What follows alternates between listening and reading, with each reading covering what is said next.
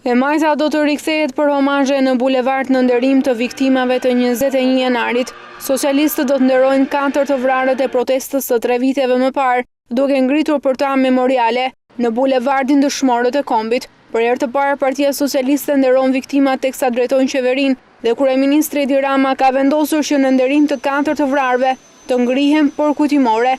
Në nderim të Ziverve Izit, Alex Nikajt, Ekuran Dedës dhe Faik Myrtajt, janë vendosur plakata bronzi në vendet ku protestuesit humbën jetën. Mësoj se mbi plakata nuk do të ketë mbishkrime. Deputeti socialist Artan Gaçi sqaroi se memoriali është një shenjë nderimi për 4 viktimat që u vranë pa të drejtë. Ka disa javë që po punohet për këto memoriale. Është menduar një memorial i cili do na do jetë si një hije e përjetshme dhe si një shenjë kujtimi e përjetshme e tyre në bulevard, por ndërkohë edhe duke respektuar dhe vlerat arkitektonike dhe historike të bulevardit.